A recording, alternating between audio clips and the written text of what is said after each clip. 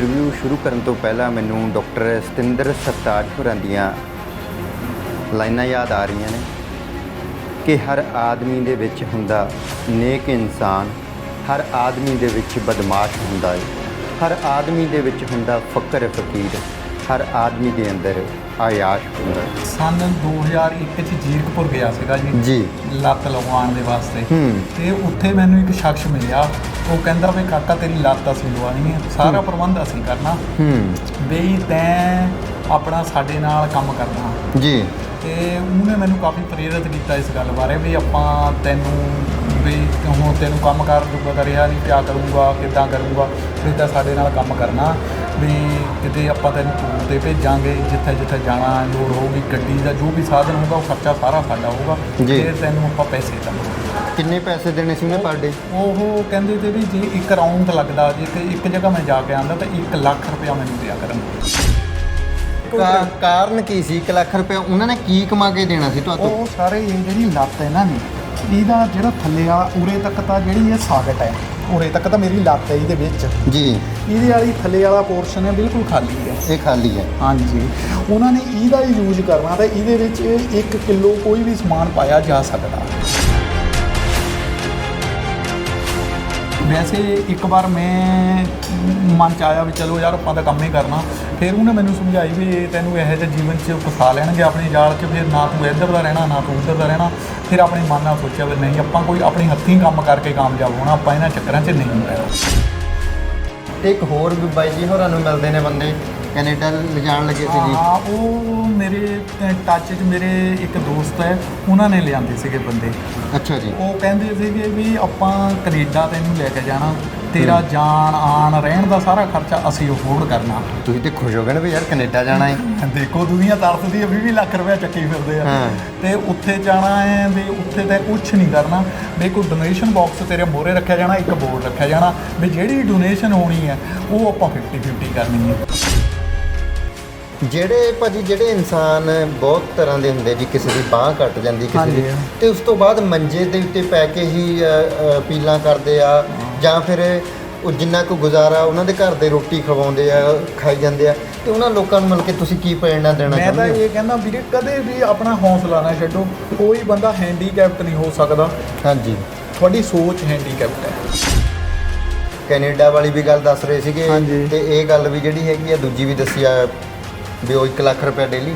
ਤਾਂ ਮੇਰੀ ਸੋਚ ਇੱਥੇ ਖੜੀ ਸੀ ਵੀ ਮੈਂ ਹੁਣ ਦੇਖ ਰਿਹਾ ਸੀ ਭਾਜੀ ਵੀ ਗੋਪਾਲ ਚੰਦ ਜੀ ਅਪਾਹਿਜ ਨੇ ਜਾਂ ਉਹ ਬੰਦੇ ਅਪਾਹਿਜ ਨੇ।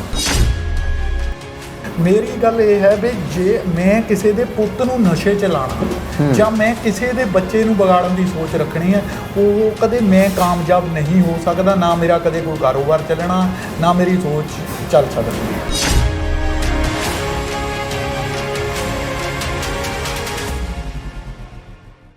ਸਤਿ ਸ੍ਰੀ ਅਕਾਲ ਜੀ। ਪੰਜਾਬੀ ਲੋਕ ਚੈਨਲ ਉੱਤੇ ਮੈਂ ਤੁਹਾਡਾ ਸਾਰਿਆਂ ਦਾ ਸਵਾਗਤ ਕਰਦਾ ਹਾਂ। ਦੋਸਤੋ, ਅੱਜ ਦੀ ਇਹ ਇੰਟਰਵਿਊ ਵੇਖ ਕੇ ਤੁਸੀਂ ਹੈਰਾਨ ਵੀ ਹੋਵੋਗੇ ਤੇ ਕਈ ਲੋਕਾਂ ਦੀ ਸੋਚ ਨੂੰ ਵੇਖ ਕੇ ਪਰੇਸ਼ਾਨ ਵੀ ਹੋ ਸਕਦੇ ਹੋ। ਇਹ ਮੁਲਾਕਾਤ ਸ਼ੁਰੂ ਕਰਨ ਤੋਂ ਪਹਿਲਾਂ, ਇਹ ਇੰਟਰਵਿਊ ਸ਼ੁਰੂ ਕਰਨ ਤੋਂ ਪਹਿਲਾਂ ਮੈਨੂੰ ਡਾਕਟਰ ਸਤਿੰਦਰ ਸਰਤਾਜ ਹੋਰਾਂ ਦੀਆਂ ਲਾਈਨਾਂ ਯਾਦ ਆ ਰਹੀਆਂ ਨੇ ਕਿ ਹਰ ਆਦਮੀ ਦੇ ਵਿੱਚ ਹੁੰਦਾ ਨੇਕ ਇਨਸਾਨ, ਹਰ ਆਦਮੀ ਦੇ ਵਿੱਚ ਬਦਮਾਸ਼ ਹੁੰਦਾ ਹੈ, ਹਰ ਆਦਮੀ ਦੇ ਵਿੱਚ ਹੁੰਦਾ ਫਕਰ ਫਕੀਰ, ਹਰ ਆਦਮੀ ਦੇ ਅੰਦਰ ਆਯਾਸ਼ ਹੁੰਦਾ ਹੈ। ਸਰੀਰ ਇੱਕ ਹੈ, ਪਰ ਇਨਸਾਨ ਦੇ ਅੰਦਰ, ਮਨੁੱਖ ਦੇ ਅੰਦਰ ਇੱਕ ਇਨਸਾਨੀਅਤ ਹੁੰਦੀ ਹੈ, ਇੱਕ ਹੈਵਾਨੀਅਤ। ਪਰਮਾਤਮਾ ਨੂੰ ਯਾਦ ਰੱਖਣ ਵਾਲੇ ਲੋਕ ਜਿਹੜੇ ਨੇ ਉਹ ਹਮੇਸ਼ਾ ਹੀ ਇਨਸਾਨੀਅਤ ਦੇ ਰਾਹ ਦੇ ਉੱਤੇ ਚੱਲਦੇ ਨੇ, ਤੇ ਜਿਨ੍ਹਾਂ ਨੇ ਪਰਮਾਤਮਾ ਦਾ ਭਾਉ ਹੀ ਨਹੀਂ ਰੱਖਣਾ, ਮਾਲਕ ਦਾ ਡਰ ਹੀ ਨਹੀਂ ਰੱਖਣਾ, ਤੇ ਉਹ ਫਿਰ ਹੈਵਾਨੀਅਤ ਦੇ ਰਾਹ ਦੇ ਉੱਤੇ ਤੁਰ ਜਾਂਦੇ ਨੇ, ਕਿਉਂਕਿ ਉਹਨਾਂ ਨੂੰ ਤਾਂ ਇਹੀ ਹੁੰਦਾ ਵੀ ਸਾਨੂੰ ਕਿਹੜਾ ਕੋਈ ਦੇਖਦਾ ਹੈ, ਤੇ ਅਸੀਂ ਤਾਂ ਇੱਕ ਸਾਇੰਸ ਦੇ ਜੋ ਵਿਧਾਨ ਹੈ ਉਹਦੇ ਤਹਿਤ ਪੈਦਾ ਹੋਏ ਆ। ਖੈਰ, ਬਹੁਤ ਤਰ੍ਹਾਂ ਦੇ ਲੋਕ ਇਸ ਦੁਨੀਆ 'ਤੇ ਨੇ। ਅੱਜ ਜਿਸ ਸ਼ਖਸ ਦੀ ਅਸੀਂ ਮੁਲਾਕਾਤ ਤੁਹਾਨੂੰ ਦਿਖਾਉਣ ਜਾ ਰਹੇ ਹਾਂ, ਇਹ ਬਾਈ ਜੀ ਦਾ ਨਾਮ ਹੈ ਗੋਪਾਲ ਚੰਦ ਝਾਂਡੀਆਂ ਜੀ। ਝਾਂਡੀਆਂ ਪਿੰਡ ਹੈ ਇਹਨਾਂ ਦਾ, ਨੂਰਪੁਰ ਬੇਦੀ, ਜ਼ਿਲ੍ਹਾ ਰੋਪੜ ਦੇ ਵਿੱਚ ਪੈਂਦਾ ਹੈ। ਬਾਈ ਜੀ ਹੋਰਾਂ ਦੀ ਇੱਕ ਲੱਤ ਨਕਲੀ ਹੈ। ਕਿਵੇਂ ਹਾਲਾਤ ਬਣਦੇ ਨੇ, ਕਿਸ ਤਰ੍ਹਾਂ ਇਹ ਲੱਤ ਕੱਟਣੀ ਪੈ ਜਾਂਦੀ ਹੈ, ਉਹ ਗੱਲਾਂ ਬਾਤਾਂ ਕਰਾਂਗੇ। ਮੈਂ ਉਹ ਸਰਤਾਜ ਹੋਰਾਂ ਦੀਆਂ 17 ਤੁਹਾਨੂੰ ਕਿਉਂ ਦੱਸੀਆਂ, ਉਹ ਵੀ ਇਸ ਇੰਟਰਵਿਊ ਦੇ ਵਿੱਚੋਂ ਨਿਕਲੇਗਾ ਬਹੁਤ ਕੁਝ। ਸੋ ਪਹਿਲਾਂ ਸਵਾਗਤ ਕਰਦੇ ਹਾਂ ਗੋਪਾਲ ਜੀ ਦਾ। ਸਤਿ ਸ੍ਰੀ ਅਕਾਲ ਜੀ। ਸਤਿ ਸ਼੍ਰੀ ਅਕਾਲ ਵੀਰ ਜੀ। ਠੀਕ ਹੋ ਜੀ? ਬਿਲਕੁਲ ਕਿਰਪਾ ਕਰਦੇ ਜੀ। ਅੱਛਾ, ਗੋਪਾਲ ਚੰਦ ਜੀ ਰੋਪੜ ਦੇ ਵਿੱਚ ਟਾਇਰਾਂ ਦੀ ਦੁਕਾਨ ਕਰਦੇ ਨੇ, ਰੋਜ਼ੀ ਕਮਾਉਂਦੇ ਨੇ, ਮਿਹਨਤ ਕਰਦੇ ਨੇ, ਮਾਲਕ ਗੁਰੂ ਨਾਨਕ ਪਾਤਸ਼ਾਹ ਜੀ ਦੀ ਕਿਰਤ ਕਮਾਈ ਕਰਦੇ ਨੇ। ਸੋ ਬਾਈ ਜੀ ਬੜਾ ਦੁੱਖ ਹੋਇਆ, ਕਿਉਂਕਿ ਮੈਂ ਤੁਹਾਨੂੰ ਦੱਸ ਦਿਆਂ ਕਿ ਬਾਈ ਜੀ ਹੋਰਾਂ ਦਾ ਲਗਾਤਾਰ ਮੈਨੂੰ ਫੋਨ ਆਉਂਦਾ ਰਿਹਾ ਵੀ ਆਪਾਂ ਮੁਲਾਕਾਤ ਕਰਨੀ ਹੈ। ਮਤਲਬ ਕਿ ਇੰਟਰਵਿਊ ਦੇਣ ਦੇ ਲਈ ਨਹੀਂ, ਵੈਸੇ ਕਹਿੰਦੇ ਸੀ ਵੀ ਮੈਨੂੰ ਚੰਗੀਆਂ ਲੱਗਦੀਆਂ ਇੰਟਰਵਿਊਆਂ ਅਤੇ ਪਿਆਰ ਕਰਦੇ ਨੇ ਬਾਈ ਜੀ, ਅਤੇ ਉਹਦੇ ਲਈ ਵੀ ਤੁਹਾਡਾ ਧੰਨਵਾਦ ਹੈ। ਇੱਦਾਂ ਕਹਿ ਕੇ ਸ਼ਰਮਿੰਦਾ ਨਾ ਕਰੋ ਜੀ। ਮੈਨੂੰ ਪਰ ਜਦੋਂ ਪਤਾ ਲੱਗਿਆ ਭਾਜੀ, ਮੈਨੂੰ ਬੜਾ ਅਫਸੋਸ ਵੀ ਹੋਇਆ ਵੀ ਤੁਹਾਡੀ ਇੱਕ ਲੱਤ ਨਕਲੀ ਹੈ। ਹਾਂਜੀ। ਮੈਨੂੰ ਇਹ ਘਟਨਾ ਕਿਵੇਂ ਵਾਪਰਦੀ ਹੈ ਜੀ, ਉਹ ਦੱਸੋ। ਇਹ ਸਰ ਮੈਂ ਸੰਨ 2000 ਦੇ ਵਿੱਚ ਪੜ੍ਹਦਾ ਸੀਗਾ ਮੈਟ੍ਰਿਕ 'ਚ, 10ਵੀਂ 'ਚ। ਠੀਕ ਹੈ ਜੀ। ਹਾਂਜੀ, ਮੈਂ ਤੇ ਮੇਰੇ ਤਾਇਆ ਜੀ ਦਾ ਬੇਟੇ ਦੇ ਨਾਲ ਮੈਂ ਜਾਂਦਾ ਤੇ ਕੱਪੜੇ ਲਿਆ ਕੇ ਸੀਂਦਾ ਸੀਗਾ। ਮੇਰੇ ਤਾਇਆ ਜੀ ਦਾ ਬੇਟਾ, ਉਹ ਆਪਾਂ ਕੱਪੜੇ ਵਾਪਸ ਕਰਨ ਜਾਂਦੇ ਆ ਜੀ। ਮਤਲਬ ਉਹ ਮੈਨੂੰ ਲੈ ਕੇ ਜਾਂਦਾ ਘਰ ਤੋਂ। ਹਾਂਜੀ। ਤੇ ਰਾਸਤੇ ਦੇ ਵਿੱਚ ਬੈਲ ਗੱਡੀ ਦੇ ਵਿੱਚ ਉਹ ਤੋਂ ਸਕੂਟਰ ਹੈ ਜਿਹੜਾ ਆਊਟ ਆਫ ਕੰਟਰੋਲ ਹੋਣ ਦੇ ਨਾਲ ਰੇਹੜੀ ਦੇ ਵਿੱਚ ਵੱਜਦਾ ਤੇ ਉੱਥੇ ਐਕਸੀਡੈਂਟ ਮੇਰੇ ਨਾਲ ਘਟਨਾ ਘਟ ਜਾਂਦੀ ਹੈ। ਅੱਛਾ ਜੀ। ਉਹ ਤੋਂ ਬਾਅਦ ਫਿਰ ਮੇਰਾ ਇਲਾਜ ਹੈ ਜਿਹੜਾ ਉਹ ਪਿਤਾ ਜੀ ਮੇਰੇ ਮੈਨੂੰ ਲੈ ਕੇ ਰੋਪੜ ਆਉਂਦੇ ਆ। ਜੀ। ਰੋਪੜ ਤੋਂ CMC ਮੈਡੀਕਲ ਕਾਲਜ ਲੁਧਿਆਣਾ ਚਲੇ ਜਾਂਦੇ ਆ। ਤੇ ਉੱਥੇ ਮੈਂ ਉੱਥੇ ਡਾਕਟਰ ਨੇ ਫਿਰ ਸਰਜਰੀ ਕਰਕੇ ਦੂਜੀ ਲੱਤ ਦੀ ਜਿਹੜੀ ਨਾਸ ਹੈ ਕੱਢ ਕੇ ਇੱਧਰ ਪਾਉਣ ਦੀ ਕੋਸ਼ਿਸ਼ ਕੀਤੀ। ਠੀਕ ਹੈ ਜੀ। ਤੇ ਉਹ ਸਰਕਲ ਨਹੀਂ ਚੱਲ ਪਾਇਆ। ਇੱਕ ਹਫ਼ਤੇ ਬਾਅਦ ਆਪਰੇਸ਼ਨ ਆਪਣੇ ਆਪ ਖੁੱਲ੍ਹ ਗਿਆ ਬ੍ਰਦਰ। ਓਹੋ। ਤੇ ਉਹਦੇ ਨਾਲ ਫਿਰ ਬਲੀਡਿੰਗ ਬਹੁਤ ਹੋ ਗਈ ਸੀਗੀ। ਫਿਰ ਡਾਕਟਰ ਨੇ 1.5 ਮਹੀਨੇ ਦੇ ਵਿੱਚ ਇਹ ਫੈਸਲਾ ਲਿਆ ਵੀ ਲੱਤ ਕੱਟਣੀ ਪੈਣੀ। ਤੇ ਉਸ ਟਾਈਮ ਇਹ ਲੱਤ ਮੇਰੀ ਕੱਟ ਗਈ। ਉਹਦੇ ਨਾਲ ਮੈਨੂੰ ਇੱਕ ਬਹੁਤ ਬੜਾ ਲਾਸ ਇਹ ਹੋਇਆ ਵੀ ਮੇਰੀ ਮਦਰ ਨੂੰ ਇਹਦੇ ਨਾਲ ਅਟੈਕ ਆ ਗਿਆ, ਉਹਨਾਂ ਦੀ ਮੌਤ ਹੋ ਗਈ। ਓਹੋ। ਇਹ ਵੀ ਦੇਖੋ ਜੀ, ਇੱਕ ਪੁੱਤ ਦੀ ਲੱਤ ਕੱਟਦੀ ਹੈ ਪਰ ਪੁੱਤ ਜਿਉਂਦਾ ਹੈ, ਹੌਸਲਾ ਰੱਖਿਆ। ਮਾਂ ਦਾ ਦਿਲ ਮਾਂ ਦਾ ਹੀ ਹੁੰਦਾ ਹੈ ਭਾਜੀ। ਜਿਹੜੇ ਲੋਕ ਅੱਜ ਬੱਚੇ ਮਾਵਾਂ ਨੂੰ ਬਿਰਧ ਘਰਾਂ 'ਚ ਰੋਲੀ ਬੈਠੇ ਨੇ, ਉਹਨਾਂ ਨੂੰ ਵੀ ਸਿੱਖਣਾ ਚਾਹੀਦਾ। ਮੈਂ ਹਾਂਜੀ ਕਿ ਨਹੀਂ ਜੀ? ਹਾਂਜੀ ਬਿਲਕੁਲ ਜੀ। ਮਾਂ-ਬਾਪ ਵਰਗੀ ਕੋਈ ਚੀਜ਼ ਨਹੀਂ ਹੈ। ਪਰ ਮੇਰੇ ਭਾਬੀ ਔਰ ਮੇਰੇ ਭਾਜੀ ਨੇ ਕਦੇ ਮੈਨੂੰ ਮਾਂ-ਬਾਪ ਦੀ ਕਮੀ ਮਹਿਸੂਸ ਨਹੀਂ ਹੋਣ ਦਿੱਤੀ। ਜੀ। ਵੈਸੇ ਮੇਰੇ ਪਿਤਾ ਜੀ ਥੇ, ਉਹਨੇ 2017 'ਚ ਉਹਨਾਂ ਦਾ ਦੇਹਾਂਤ ਹੋਇਆ ਜੀ। ਤੇ ਮੇਰੀ ਭਾਬੀ ਜੀ ਨੇ ਕਦੇ ਵੀ ਮੈਨੂੰ ਆਪਣੀ ਮਾਂ ਦੀ ਕਮੀ ਮਹਿਸੂਸ ਨਹੀਂ ਹੋਣ ਦਿੱਤੀ। ਉਹਨਾਂ ਨੇ ਮੈਨੂੰ ਆਪਣੇ 2 ਬੇਟੇ ਆ ਮੇਰੇ ਬ੍ਰਦਰ ਦੇ, ਉਹਨਾਂ ਤੇ ਤੀਆ ਬੇਟਾ ਸਮਝ ਕੇ ਮੈਨੂੰ ਉਹਨਾਂ ਨੇ ਮੇਰਾ ਪਾਲਣ ਪੋਸ਼ਣ ਕੀਤਾ। ਉਹਨਾਂ ਨੇ ਮੈਨੂੰ ਇੱਥੇ ਤੱਕ ਪਹੁੰਚਾਉਣ 'ਚ ਉਹਨਾਂ ਦੀ ਸਾਰੀ ਭੂਮਿਕਾ। ਅੱਛਾ ਜੀ। ਹਾਂਜੀ ਹਾਂਜੀ। ਸੋ ਭਾਬੀ ਜੀ ਦਾ ਵੀ ਬਹੁਤ ਧੰਨਵਾਦ, ਜਿਨ੍ਹਾਂ ਨੇ, ਕਿਉਂਕਿ ਅੱਜ ਕੱਲ੍ਹ ਜੋ ਅਸੀਂ ਹਾਲਾਤ ਦੇਖਦੇ ਹਾਂ ਅਜੋਕੇ ਯੁੱਗ ਦੇ ਵਿੱਚ ਜੀ, ਭਾਬੀਆਂ ਦੀ ਜਾਂ ਨੂੰਹਾਂ ਦੀਆਂ, ਹੈ ਨਾ ਭਾਜੀ। ਹਾਂਜੀ। ਪਰ ਤੁਸੀਂ ਕਿਸਮਤ ਵਾਲੇ ਹੋ ਜੀ, ਹਾਂਜੀ, ਤੁਹਾਨੂੰ ਹਾਂਜੀ, ਬਿਲਕੁਲ। ਮਾਤਾ ਵਰਗੇ ਭਾਬੀ ਮਿਲੇ। ਬਿਲਕੁਲ ਜੀ। ਹੈ ਨਾ ਜੀ। ਤੇ ਇਹ ਇਨਸੀਡੈਂਟ ਸਾਰਾ ਕੁਝ ਹੋ ਜਾਂਦਾ ਹੈ ਜੀ, ਤੇ ਉਸ ਤੋਂ ਬਾਅਦ ਤੁਸੀਂ ਨਕਲੀ ਲੱਤ ਲਵਾਉਂਦੇ ਹੋ। ਹਾਂਜੀ ਹਾਂਜੀ। ਤੇ ਜਦੋਂ ਨਕਲੀ ਲੱਤ ਲਵਾਉਣ ਜਾਂਦੇ ਹੋ, ਜਿਹੜੀ ਘਟਨਾ ਤੁਸੀਂ ਮੈਨੂੰ ਦੱਸੀ ਸੀ, ਉਹ ਕਿਰਪਾ ਕਰਕੇ ਦਰਸ਼ਕਾਂ ਨੂੰ ਜ਼ਰੂਰ ਦੱਸੋ। ਉਹ ਮੈਂ ਸੰਨ 2001 'ਚ ਜੀਰਕਪੁਰ ਗਿਆ ਸੀਗਾ ਜੀ ਜੀ। ਲੱਤ ਲਗਵਾਉਣ ਦੇ ਵਾਸਤੇ। ਹੂੰ। ਤੇ ਉੱਥੇ ਮੈਨੂੰ ਇੱਕ ਸ਼ਖਸ ਮਿਲਿਆ। ਉਹ ਕਹਿੰਦਾ ਵੀ ਕਾਕਾ ਤੇਰੀ ਲੱਤ ਅਸੀਂ ਲਵਾਉਣੀ ਹੈ, ਸਾਰਾ ਪ੍ਰਬੰਧ ਅਸੀਂ ਕਰਨਾ, ਬਈ ਤੈਂ ਆਪਣਾ ਸਾਡੇ ਨਾਲ ਕੰਮ ਕਰਨਾ ਜੀ। ਤੇ ਉਹਨੇ ਮੈਨੂੰ ਕਾਫੀ ਪ੍ਰੇਰਿਤ ਕੀਤਾ ਇਸ ਗੱਲ ਬਾਰੇ ਵੀ ਆਪਾਂ ਤੈਨੂੰ ਵੀ ਹੁਣ ਤੈਨੂੰ ਕੰਮ ਕਾਰ ਜੋਗਾ ਤਾਂ ਰਿਹਾ ਨਹੀਂ, ਕਿਆ ਕਰੂੰਗਾ, ਕਿੱਦਾਂ ਕਰੂੰਗਾ, ਵੀ ਤਾਂ ਸਾਡੇ ਨਾਲ ਕੰਮ ਕਰਨਾ, ਵੀ ਕਿਤੇ ਆਪਾਂ ਤੈਨੂੰ ਟੂਰ 'ਤੇ ਭੇਜਾਂਗੇ, ਜਿੱਥੇ ਜਿੱਥੇ ਜਾਣਾ ਲੋੜ ਹੋਊਗੀ, ਗੱਡੀ ਦਾ ਜੋ ਵੀ ਸਾਧਨ ਹੋਊਗਾ ਉਹ ਖਰਚਾ ਸਾਰਾ ਸਾਡਾ ਹੋਊਗਾ, ਫਿਰ ਤੈਨੂੰ ਆਪਾਂ ਪੈਸੇ ਦੇਵਾਂਗੇ। ਕਿੰਨੇ ਪੈਸੇ ਦੇਣੇ ਸੀ ਉਹਨੇ ਪਰ ਡੇ? ਉਹ ਕਹਿੰਦੇ ਤੇ ਵੀ ਜੇ ਇੱਕ ਰਾਊਂਡ ਲੱਗਦਾ, ਜੇ ਇੱਕ ਜਗ੍ਹਾ ਮੈਂ ਜਾ ਕੇ ਆਉਂਦਾ ਤਾਂ 1 ਲੱਖ ਰੁਪਇਆ ਮੈਨੂੰ ਦਿਆ ਕਰਨਗੇ। ਬਾਈ ਜੀ ਨੂੰ ਦੇਖ ਲਓ, ਇੱਕ ਜਗ੍ਹਾ ਜਾਣਾ ਸੀ, ਇਹਨਾਂ ਨੇ ਟ੍ਰੇਨ ਦੇ ਵਿੱਚ ਜਾਣਾ ਸੀ। ਹਾਂ, ਜਿੱਦਾਂ ਟ੍ਰੇਨ 'ਚ ਭੇਜਦੇ ਆ ਜਾਂ ਮੈਨੂੰ ਬਾਈ ਕਾਰ ਭੇਜਦੇ ਆ ਜਾਂ ਬਾਈ ਮੈਂ ਬੱਸ ਜਾਂਦਾ, ਉਹ ਮੇਰੀ ਚੁਆਇਸ ਸੀ। ਤੇ ਉਹਨਾਂ ਨੇ ਮੈਨੂੰ ਇੱਕ ਟ੍ਰਿਪ ਦਾ, ਉਹ ਕਹਿੰਦੇ ਬੰਬੇ ਤੱਕ ਜਾਣਾ ਪੈਣਾ ਤੇ 1 ਲੱਖ ਰੁਪਇਆ ਮੈਨੂੰ ਦੇਣਾ ਸੀਗਾ ਇੱਕ ਟ੍ਰਿਪ ਦਾ। ਇੱਕ ਟ੍ਰਿਪ ਦਾ ਮਤਲਬ 1 ਮਹੀਨੇ 'ਚ ਇੱਕ ਕਾਰਨ ਕੀ ਸੀ? 1 ਲੱਖ ਰੁਪਇਆ ਉਹਨਾਂ ਨੇ ਕੀ ਕਮਾ ਕੇ ਦੇਣਾ ਸੀ ਤੁਹਾਨੂੰ? ਉਹ ਸਾਰੇ ਇਹ ਜਿਹੜੀ ਲੱਤ ਹੈ ਨਾ ਜੀ, ਇਹਦਾ ਜਿਹੜਾ ਥੱਲੇ ਵਾਲਾ ਉਰੇ ਤੱਕ ਤਾਂ ਜਿਹੜੀ ਇਹ ਸਾਗਟ ਹੈ, ਉਰੇ ਤੱਕ ਤਾਂ ਮੇਰੀ ਲੱਤ ਹੈ ਇਹਦੇ ਵਿੱਚ ਜੀ। ਇਹਦੇ ਵਾਲੀ ਥੱਲੇ ਵਾਲਾ ਪੋਰਸ਼ਨ ਹੈ ਬਿਲਕੁਲ ਖਾਲੀ ਹੈ। ਇਹ ਖਾਲੀ ਹੈ। ਹਾਂਜੀ। ਉਹਨਾਂ ਨੇ ਇਹਦਾ ਯੂਜ਼ ਕਰਨਾ ਤਾਂ ਇਹਦੇ ਵਿੱਚ 1 ਕਿਲੋ ਕੋਈ ਵੀ ਸਮਾਨ ਪਾਇਆ ਜਾ ਸਕਦਾ। ਹਾਂ, ਨਸ਼ਾ ਵਗੈਰਾ। ਹਾਂ, ਬਸ ਨਸ਼ੇ ਦੀ ਤਸਕਰੀ ਵਾਲੇ ਬੰਦੇ ਤੇ ਫਿਰ ਮੇਰਾ ਇੱਕ ਦੋਸਤ ਹੈ, ਉਹਦੇ ਪਿਤਾ ਜੀ ਹੈ ਕਾਫੀ ਪੜ੍ਹੇ ਲਿਖੇ ਇਨਸਾਨ ਹੈ, ਮੇਰੇ ਖਾਸ ਮਿੱਤਰ। ਉਹਨਾਂ ਨੇ ਮੈਨੂੰ ਇਹ ਸਲਾਹ ਦਿੱਤੀ, ਕਾਕਾ ਇਹੋ ਜਿਹੇ ਕੰਮਾਂ 'ਚ ਪੈਣ ਦਾ। ਵੈਸੇ ਇੱਕ ਵਾਰ ਮੈਂ ਮਨ 'ਚ ਆਇਆ ਵੀ ਚਲੋ ਯਾਰ ਆਪਾਂ ਤਾਂ ਕੰਮ ਹੀ ਕਰਨਾ। ਫਿਰ ਉਹਨੇ ਮੈਨੂੰ ਸਮਝਾਈ ਵੀ ਇਹ ਤੈਨੂੰ ਇਹੋ ਜਿਹੇ ਜੀਵਨ 'ਚ ਫਸਾ ਲੈਣਗੇ ਆਪਣੇ ਜਾਲ 'ਚ, ਫਿਰ ਨਾ ਤੂੰ ਇੱਧਰ ਦਾ ਰਹਿਣਾ ਨਾ ਤੂੰ ਉੱਧਰ ਦਾ ਰਹਿਣਾ। ਫਿਰ ਆਪਣੇ ਮਨ ਨਾਲ ਸੋਚਿਆ ਵੀ ਨਹੀਂ, ਆਪਾਂ ਕੋਈ ਆਪਣੇ ਹੱਥੀਂ ਕੰਮ ਕਰਕੇ ਕਾਮਯਾਬ ਹੋਣਾ, ਆਪਾਂ ਇਹਨਾਂ ਚੱਕਰਾਂ 'ਚ ਨਹੀਂ ਪੈਣਾ। ਪਿਛਲੇ ਕੋਈ ਕਰਮਾਂ ਦੀ ਪਹਿਲਾਂ ਸਜ਼ਾ ਮਿਲੀ ਹੈ ਜੀ? ਹਾਂਜੀ ਬਿਲਕੁਲ ਤੇ ਸਾਡੇ ਅਸੀਂ ਹੋਰ ਮਾੜੇ ਕਰਨ ਲੱਗੇ ਸੀ? ਬਿਲਕੁਲ, ਇਹ ਆਪਣੇ ਮਨ 'ਚ 1000% ਸੋਚ ਹੈ ਵੀ ਜੋ ਸਜ਼ਾ ਪਹਿਲਾਂ ਮਿਲੀ ਉਹ ਸਜ਼ਾ ਹੁਣ ਨਾ ਮਿਲੇ। ਇਸ ਕਰਕੇ ਕਦੇ ਕੋਈ 2 ਨੰਬਰ ਦਾ ਕੋਈ ਉਲਟਾ ਸਿੱਧਾ ਕੰਮ ਕੋਈ ਜੀਵਨ 'ਚ ਨਹੀਂ ਕੀਤਾ। ਸੋ ਇੱਥੋਂ ਜਿਹੜੇ ਵੀਰ ਅਪਾਹਿਜ ਹੋ ਜਾਂਦੇ ਆ, ਦੇਖੋ ਜੀ ਕਿਸ ਤਰ੍ਹਾਂ ਤਸਕਰੀ ਕਿਸ ਤਰ੍ਹਾਂ ਹੁੰਦੀ ਹੈ। ਇਹ ਸਰਕਾਰਾਂ ਨੂੰ ਵੀ ਇੱਕ ਹਿੰਟ ਹੈ, ਕਿਉਂਕਿ ਸਰਕਾਰਾਂ ਕਹਿੰਦੀਆਂ ਵੀ ਪਤਾ ਨਹੀਂ ਲੱਗਦਾ ਜੀ ਕਿੱਥੋਂ ਨਸ਼ਾ ਆ ਗਿਆ, ਕਿਸ ਤਰ੍ਹਾਂ ਫੜੇ ਜਾਂਦੇ ਨੇ। ਇਹ ਬਾਈ ਜੀ ਮਿਸਾਲ ਨੇ, ਜਿੱਥੇ ਅਪਾਹਿਜ ਲੋਕਾਂ ਦੇ ਅੰਗ ਲਗਾਏ ਜਾਂਦੇ ਨੇ, ਪੈਰ ਬਾਹਾਂ, ਤਾਂ ਉੱਥੇ ਜਾਂਦੇ ਨੇ। ਇਹ ਨਿਸ਼ਾਨਾ ਉਹਨਾਂ ਲੋਕਾਂ ਨੂੰ ਜਾਣਬੁੱਝ ਕੇ ਉੱਥੇ ਵੀ ਦੇਖਦੇ ਹੋਣੇ ਸਾਰਾ ਦਿਨ। ਉਹ ਵਧੀਆ ਕਾਰ 'ਚ ਆਉਂਦਾ ਬੰਦਾ, ਉੱਥੇ ਘੁੰਮਦਾ ਉਹਦੇ ਮਗਰ ਤੇ ਫਿਰ ਮੇਰੇ ਨਾਲ ਕਿੱਦਾਂ ਹੋਇਆ, ਉਹ ਮੇਰਾ ਦੁੱਖ ਜਿਹਾ ਪ੍ਰਗਟਾਵਾ ਕਰਦਾ ਮੇਰੇ ਨਾਲ, ਕਾਫੀ ਮੇਰੇ ਕਲੋਜ਼ ਆਉਣ ਦੀਆਂ ਗੱਲਾਂ ਕਰਦਾ ਵੀ ਕਿੱਦਾਂ ਹੋ ਗਿਆ, ਫਿਰ ਕਿਆ ਕਰੂੰਗਾ ਜੀ ਹੁਣ ਤੂੰ ਜ਼ਿੰਦਗੀ 'ਚ। ਐਦਾਂ ਬੰਦੇ ਨੂੰ ਹੌਲੀ ਬੰਦੇ ਦੇ ਪੂਰੇ ਟੱਚ 'ਚ ਆ ਜਾਂਦੇ। ਫਿਰ ਉਸ ਟਾਈਮ ਲੈਂਡਲਾਈਨ ਫੋਨ ਹੁੰਦਾ ਤਾਂ ਉਹ ਮੇਰਾ ਨੰਬਰ ਉਹਨਾਂ ਕੋਲ ਥਾ 45457 ਨੰਬਰ ਸਾਡੇ ਘਰ ਲੱਗਿਆ ਵਾ ਸੀਗਾ, ਉਹ ਨੰਬਰ ਉਹਨਾਂ ਦਾ ਉੱਤੇ ਉਹਦੀ ਕਾਲ ਵੀ ਆਉਂਦੀ ਰਹੀ ਹੈ। ਉਸ ਟਾਈਮ ਆ ਨੰਬਰ ਜਿਹੜਾ ਉਹਨਾਂ ਦੀ ਕਾਲ ਆਉਂਦੀ ਸੀ, ਨਾ ਕਿ ਮੈਂ ਉਹਨਾਂ ਨੂੰ ਕਦੇ ਕਾਲ ਕੀਤੀ। ਅੱਛਾ ਜੀ। ਹਾਂਜੀ। ਤੇ ਇੱਕ ਵੀਰ ਹੋਰ ਮਿਲੇ ਆ ਜੀ। ਦੇਖੋ ਲੋਕਾਂ ਦੀ ਇਹ ਦੇਖੋ, ਮਤਲਬ ਕਿ ਬਹੁਤ ਲੋਕ ਰੱਬੀ ਰੂਹਾਂ ਹੁੰਦੀਆਂ ਨੇ ਜਿਹੜੀਆਂ ਕਹਿੰਦੀਆਂ ਵੀ ਯਾਰ ਗਰੀਬ ਲਾਚਾਰ ਅਪਾਹਿਜ ਜਾਂ ਕੋਈ ਹੋਰ ਲੋਕ ਸਾਨੂੰ ਮਿਲੇ, ਅਸੀਂ ਜਾਂ ਤਾਂ ਉਹਨਾਂ ਦੀ ਹੈਲਪ ਕਰੀਏ, ਜਾਂ ਜੇ ਪਰਮਾਤਮਾ ਨੇ ਸਾਨੂੰ ਇੰਨੇ ਜੋਗੇ ਬਣਾਇਆ ਵੀ ਅਸੀਂ ਉਹਨਾਂ ਨੂੰ ਕੰਮ ਦਈਏ ਤਾਂ ਉਹ ਮਿਹਨਤ ਕਰ ਸਕਣ। ਕਿਉਂਕਿ ਜੇ ਉਹ ਬੈਠੇ ਕੋਈ ਕੰਮ ਕਰ ਸਕਣ ਤਾਂ ਉਵੇਂ ਦਾ ਜਿਸ ਤਰ੍ਹਾਂ ਦਾ ਉਹਨਾਂ ਨੂੰ ਠੀਕ ਰਹਿੰਦਾ ਉਸ ਤਰ੍ਹਾਂ ਦਾ ਕੰਮ ਵੀ ਦਿੰਦੇ ਨੇ। ਮਤਲਬ ਕਿ ਇੱਕ ਹੀ ਅਸੀਂ ਸਾਰੇ ਮਨੁੱਖ ਦੇ ਅੰਦਰ ਹੀ ਇਨਸਾਨ ਹੈ, ਕਿਸੇ ਦੇ ਅੰਦਰ ਹੈਵਾਨ ਹੈ। ਤੇ ਇੱਕ ਹੋਰ ਵੀ ਬਾਈ ਜੀ ਹੋਰਾਂ ਨੂੰ ਮਿਲਦੇ ਨੇ ਬੰਦੇ, ਕੈਨੇਡਾ ਲਿਜਾਣ ਲੱਗੇ ਸੀ ਜੀ। ਹਾਂ, ਉਹ ਮੇਰੇ ਟੱਚ 'ਚ ਮੇਰੇ ਇੱਕ ਦੋਸਤ ਹੈ, ਉਹਨਾਂ ਨੇ ਲਿਆਂਦੇ ਸੀਗੇ ਬੰਦੇ। ਅੱਛਾ ਜੀ। ਉਹ ਕਹਿੰਦੇ ਸੀਗੇ ਵੀ ਆਪਾਂ ਕੈਨੇਡਾ ਤੈਨੂੰ ਲੈ ਕੇ ਜਾਣਾ, ਤੇਰਾ ਜਾਣ ਆਣ ਰਹਿਣ ਦਾ ਸਾਰਾ ਖਰਚਾ ਅਸੀਂ ਅਫੋਰਡ ਕਰਨਾ। ਤੁਸੀਂ ਤੇ ਖੁਸ਼ ਹੋ ਗਏ ਨਾ ਵੀ ਯਾਰ ਕੈਨੇਡਾ ਜਾਣਾ ਹੈ। ਦੇਖੋ ਦੁਨੀਆ ਤਰਸਦੀ ਹੈ, 20 ਲੱਖ ਰੁਪਏ ਚੱਕੀ ਫਿਰਦੇ ਆ। ਤੇ ਉੱਥੇ ਜਾਣਾ ਹੈ ਵੀ ਉੱਥੇ ਤਾਂ ਕੁਛ ਨਹੀਂ ਕਰਨਾ ਵੀ ਕੋਈ ਡੋਨੇਸ਼ਨ ਬਾਕਸ ਤੇਰੇ ਮੋਹਰੇ ਰੱਖਿਆ ਜਾਣਾ, ਇੱਕ ਬੋਰਡ ਰੱਖਿਆ ਜਾਣਾ ਵੀ ਜਿਹੜੀ ਡੋਨੇਸ਼ਨ ਹੋਣੀ ਹੈ ਉਹ ਆਪਾਂ 50-50 ਕਰਨੀ ਹੈ। ਅੱਛਾ। ਤੇ ਫਿਰ ਵੀ ਮੈਂ ਇੱਕ ਬੰਦੇ ਦੀ ਆਪਣੇ ਖਾਸ ਦੋਸਤ ਦੀ ਸਲਾਹ ਲਈ।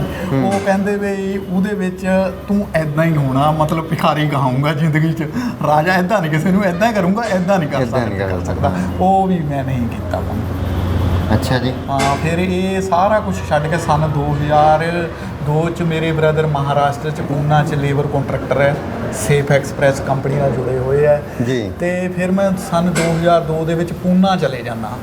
ਅੱਛਾ ਜੀ। ਫਿਰ ਮੈਂ ਉੱਥੇ 7 ਸਾਲ ਲਾਏ, ਵਿੱਚ ਘਰ ਵੀ ਆਉਂਦਾ ਸੀਗਾ 6 ਮਹੀਨੇ ਸਾਲ ਮਗਰ ਤੋਂ ਜਿੱਦਾਂ ਜ਼ਰੂਰਤ ਮਹਿਸੂਸ ਹੁੰਦੀ ਸੀ ਜੀ। ਤੇ ਉੱਥੇ ਲੇਬਰ ਦਾ ਸਾਡਾ ਕੰਟਰੈਕਟ ਸੀਗਾ, ਉੱਥੇ ਮੈਂ ਕੰਪਨੀ ਦਾ ਵੀ ਕੰਮ ਕਰਦਾ ਸੀਗਾ, ਨਾਲ ਲੇਬਰ ਦਾ ਕੰਮ ਵੀ ਕਰਦੇ ਸੀਗੇ, ਦੇਖਦੇ ਤੇ ਲੇਬਰ ਤੇ ਕੰਮ ਕਰਵਾਉਣਾ ਉਹ ਮੇਰਾ ਕੰਮ ਸੀਗਾ, ਸੁਪਰਵਾਈਜ਼ਿੰਗ ਕਰਦਾ ਸੀ। ਅੱਛਾ ਜੀ। ਹੋਰ ਕੀ ਕੰਮ ਕੀਤਾ ਤੁਸੀਂ ਮਤਲਬ ਕਿ? ਉਹਦੇ ਬਾਅਦ ਫਿਰ 2007 'ਚ ਮੈਂ ਦਸੰਬਰ 'ਚ ਉੱਥੋਂ ਆ ਗਿਆ।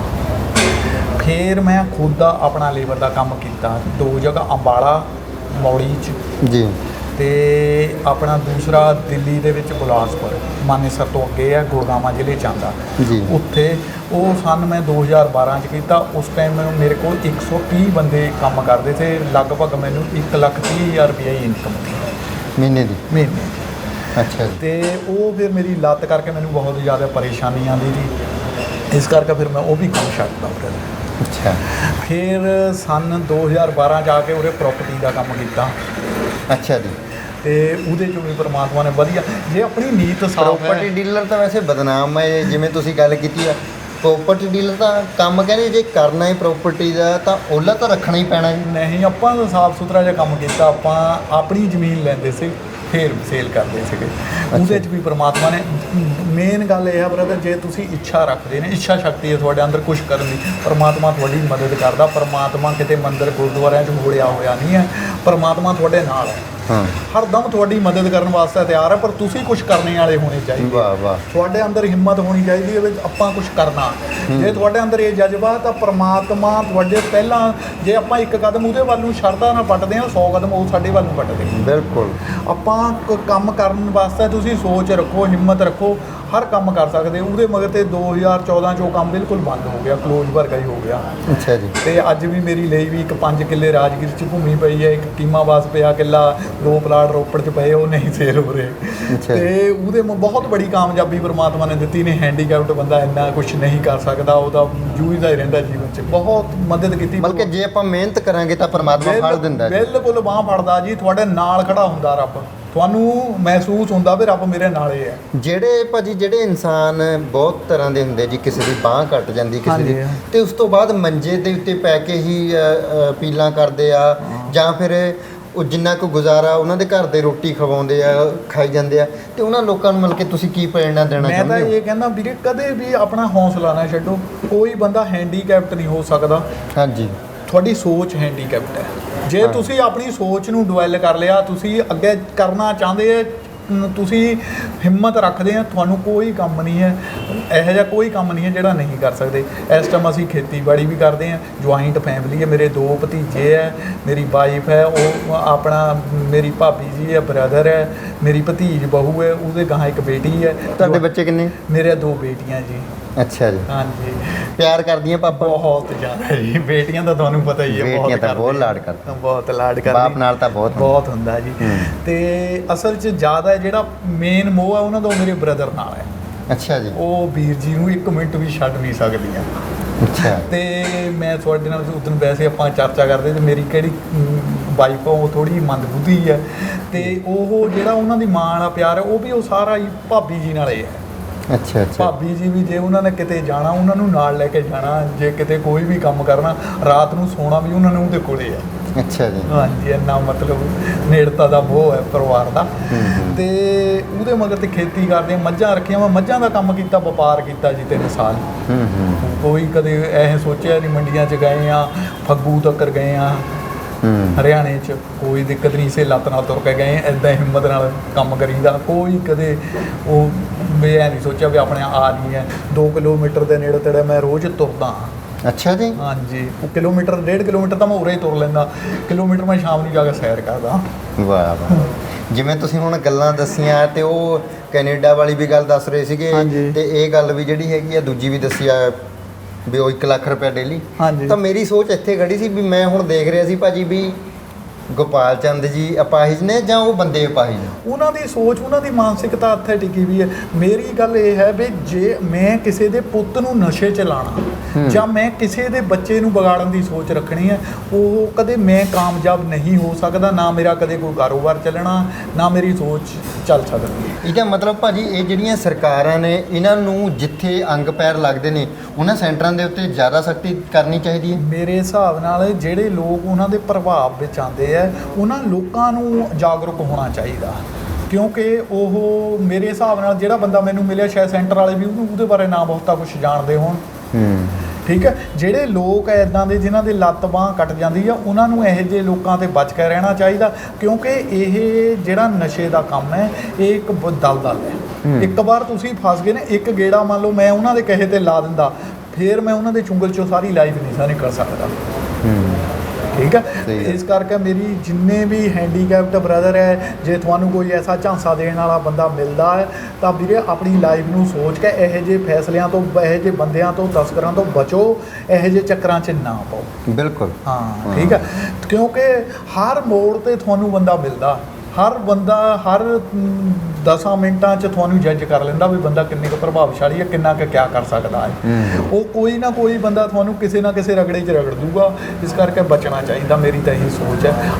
ਬੰਦੇ ਜਿਹੜੇ ਹੈਂਡੀਕੈਪਟ ਹੈ, ਉਹਨਾਂ ਨੂੰ ਇਹ ਸੋਚ ਬਣਾਉਣੀ ਚਾਹੀਦੀ ਵੀ ਆਪਾਂ ਗਲਤ ਬੰਦਿਆਂ ਦੇ ਹੱਥੇ ਨਾ ਚੜੀਏ। ਜੀ। ਜਿਵੇਂ ਤੁਹਾਡੇ ਨਾਲ ਇਹ ਘਟਨਾ ਘਟ ਜਾਂਦੀ, ਉਸ ਤੋਂ ਬਾਅਦ ਫਿਰ ਤੁਸੀਂ ਪੜ੍ਹਾਈ ਕਰਦੇ ਹੋ ਜਾਂ ਉੱਥੇ? ਨਹੀਂ, ਮੈਂ ਮੈਟ੍ਰਿਕ ਪਾਸ ਹਾਂ ਜੀ। ਉਸ ਤੋਂ ਬਾਅਦ ਮੈਂ ਪੜ੍ਹਾਈ ਛੱਡਤੀ। ਮੈਂ ਮੈਂਟਲੀ ਤੌਰ ਤੇ ਆਪਸੈਟ ਹੋ ਗਿਆ ਤੇ ਜਾਂ ਮੇਰੀ ਲੱਤ ਕੱਟ ਗਈ ਸੀ ਥੋੜ੍ਹੇ ਟਾਈਮ ਵਾਸਤੇ। ਅੱਛਾ ਜੀ। ਮੈਂ ਵੀ ਥੋੜ੍ਹਾ ਜਿਹਾ ਪ੍ਰਭਾਵ ਥੱਲੇ ਰਹਿ ਗਿਆ। ਮੇਰੇ ਨਾਲ ਕਿਆ ਬੀਤ ਗਿਆ। ਅੱਛਾ ਜੀ। ਮੈਂ ਭੰਗੜਾ ਪਾਉਂਦਾ ਸੀਗਾ ਸਕੂਲ ਟਾਈਮ ਵਿੱਚ ਵਧੀਆ ਤਰੀਕੇ ਦਾ। ਉਹ ਮੈਨੂੰ ਚੀਜ਼ਾਂ, ਫਿਰ ਮੈਂ ਉਹ ਚੀਜ਼ਾਂ ਨੂੰ ਫੀਲ ਕੀਤਾ। ਮੈਂ ਆਪਣੀਆਂ ਪੁਰਾਣੀਆਂ ਫੋਟੋਆਂ ਦੇਖ ਦੇਖ ਕੇ ਕਾਫੀ ਰੋਂਦਾ ਹੁੰਦਾ ਸੀਗਾ, ਦੇਖਦਾ ਹੁੰਦਾ ਮੇਰੇ ਨਾਲ ਕਿਆ ਹੋ ਗਿਆ। ਓਹੋ। ਉਹਦੇ ਵਾਸਤੇ ਮੇਰੀ ਸਿਸਟਰ ਹੈ ਛੋਟੇ ਵਾਲੀ, ਉਹਨੇ ਮੈਨੂੰ ਬਹੁਤ ਸਪੋਰਟ ਕੀਤੀ ਹੈ। ਵੀ ਨਹੀਂ, ਤੂੰ ਇੱਦਾਂ ਤੂੰ ਕਰ ਸਕਦਾ, ਤੂੰ ਆ ਵੀ ਕਰ ਸਕਦਾ, ਕੁਛ ਨਹੀਂ ਹੈ। ਫੈਮਿਲੀ ਦਾ ਬਹੁਤ ਸਹਿਯੋਗ ਹੈ। ਇਸੇ ਕਰਕੇ ਤੁਸੀਂ ਅੱਜ, ਕਿਉਂਕਿ ਭਾਜੀ ਹੌਸਲਾ ਹੀ ਹੁੰਦਾ, ਹਾਂਜੀ ਬੰਦੇ ਨੂੰ ਹੌਸਲਾ ਮਿਲ ਜੇ ਤਾਂ ਸਭ ਕੁਝ ਹੈ। ਸਭ ਕੁਛ ਹੈ ਜੀ। ਹਿੰਮਤੋਂ ਮਰਦ, ਮਰਦ ਤੋਂ ਖੁਦਾ। ਵਾਹ। ਜੇ ਤੁਹਾਡੇ ਅੰਦਰ ਹਿੰਮਤ ਹੈ ਨਾ ਕੁਝ ਕਰਨ ਦੀ, ਤਾਂ ਤੁਹਾਨੂੰ ਕੋਈ ਜ਼ਿੰਦਗੀ 'ਚ ਢਾਹ ਨਹੀਂ ਸਕਦਾ।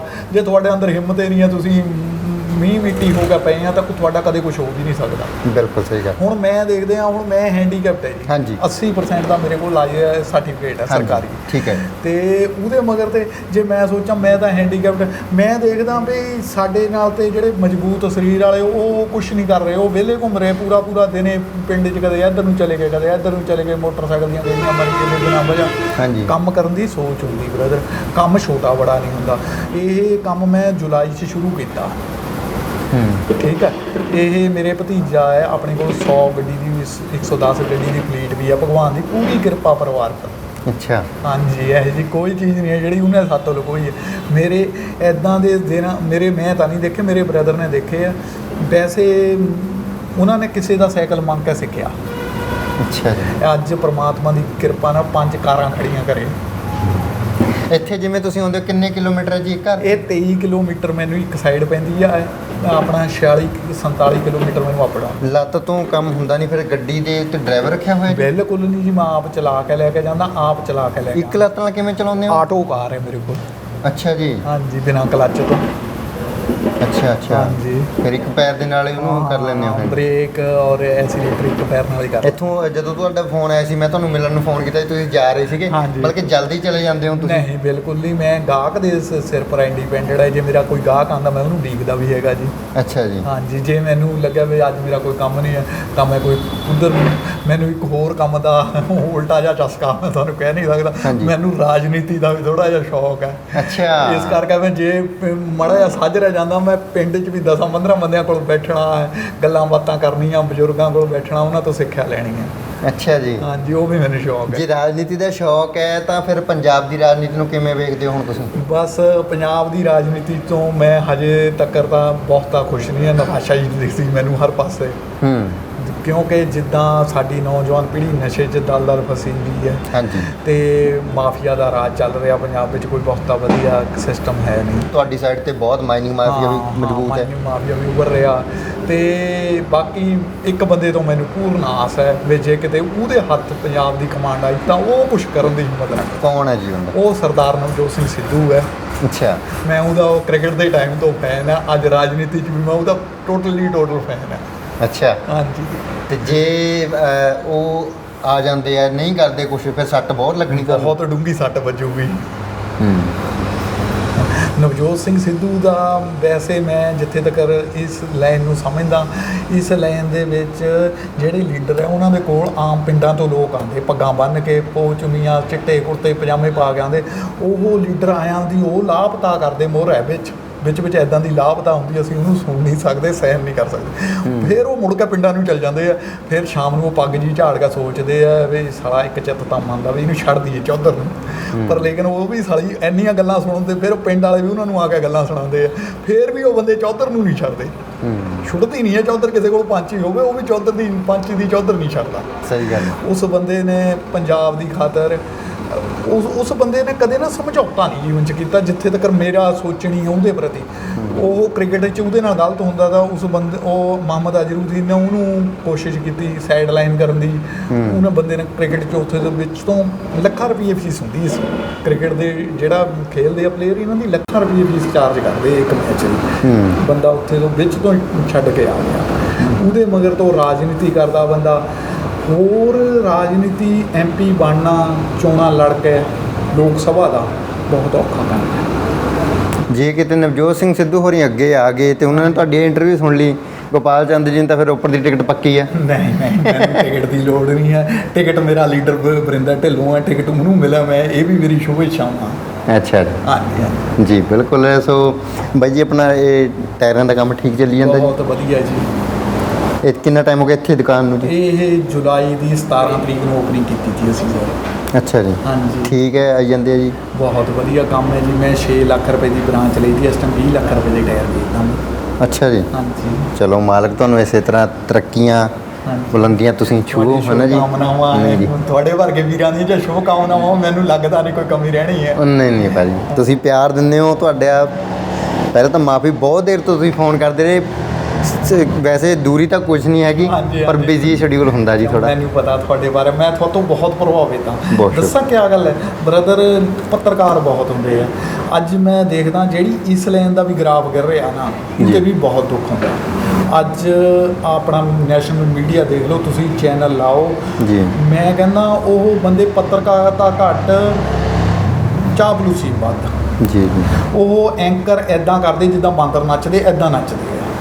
ਕੋਈ ਗੱਲ ਨਹੀਂ, ਕੋਈ ਮੁੱਦੇ ਦੀ ਗੱਲ ਨਹੀਂ ਹੈ। ਮੋਹਰੇ ਵਾਲੇ ਵਿਰੋਧੀ ਦੀ ਤਾਂ ਉਹ ਗੱਲ ਸੁਣਨ ਨੂੰ ਤਿਆਰ ਨਹੀਂ। ਜੀ ਜੀ। ਸਰਕਾਰਾਂ ਦੇ ਚਾਟੂਵਾਰ ਤਾਂ ਕਰਦੇ, ਪਰ ਜਿਹੜੇ ਕੁਐਸਚਨ ਤੁਸੀਂ ਲੀਡਰਾਂ ਨੂੰ ਪੁੱਟ ਅਪ ਕਰਦੇ, ਮੇਰੀ ਕਸਮ ਲੱਗਾ ਵੀ ਇੰਨਾ ਮੈਂ ਫਤਿਹ ਪ੍ਰਭਾਵਿਤ ਤਾਂ ਛੱਡ ਦੋ ਗੱਲ ਨੂੰ, ਇੰਨਾ ਤੁਸੀਂ ਠੋਕ ਕੇ ਗੱਲ ਕਰਦੇ ਆ। ਮੈਂ ਬਹੁਤ ਤੁਹਾਡਾ ਨਾ ਇਸ ਗੱਲ ਦਾ ਸ਼ੁਕਰੀਆ। ਬਹੁਤ ਧੰਨਵਾਦੀ ਹਾਂ ਵੀ ਇੰਨੀ ਹਿੰਮਤ ਰੱਖਣੀ ਬਹੁਤ ਐਡੇ ਐਡੇ ਬੜੇ ਲੋਕਾਂ ਨੂੰ ਜਿਹੜੇ ਤੁਹਾਨੂੰ ਕੁਚਲ ਸਕਦੇ ਆ। ਕੁਛ ਤੁਹਾਡਾ ਵੀ ਕਰ- ਪਿਆਰ ਹੈ ਜੀ, ਤੁਹਾਡੀਆਂ ਸਾਰਿਆਂ ਦੀਆਂ ਦਰਸ਼ਕਾਂ ਦੀਆਂ ਦੁਆਵਾਂ ਜੀ, ਕਿਉਂਕਿ ਸਾਨੂੰ ਪਤਾ ਹੁੰਦਾ ਵੀ ਜੇ ਸਾਨੂੰ ਕੋਈ ਆਂਚ ਆਉਣ ਲੱਗੀ ਤਾਂ ਤੁਹਾਡੇ ਵਰਗੇ ਵੀਰਾਂ ਨੇ ਖੜ ਜਾਣਾ ਜੀ।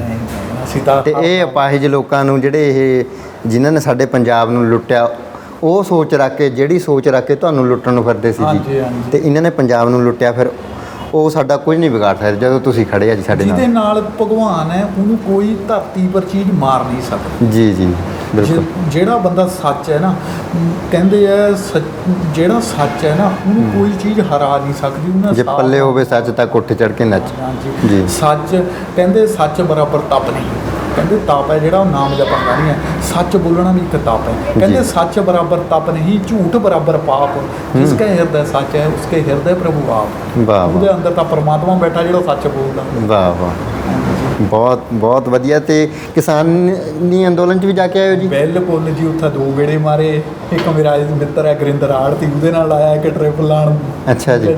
ਇੱਕ ਵਾਰ ਅਸੀਂ ਆਪਣੀ ਸਕਾਰਪੀਓ ਗੱਡੀ ਲੈ ਕੇ ਜਾ ਕੇ ਆਏ ਹਾਂ। ਵਾਹ, ਬਹੁਤ ਜਿੰਨੀ ਆਪਣੀ ਸ਼ਰਧਾ ਸੀ, ਉੱਥੇ ਯੋਗਦਾਨ ਵੀ ਪਾਇਆ। ਠੀਕ ਹੈ ਜੀ। ਹਾਂਜੀ। ਬਿਲਕੁਲ। ਤੁਹਾਡੇ ਏਰੀਏ ਦੇ ਹੁਣ ਸਰਦਾਰ ਗੱਜਣ ਸਿੰਘ ਸ਼ਹੀਦ ਹੋ ਗਏ ਜੀ।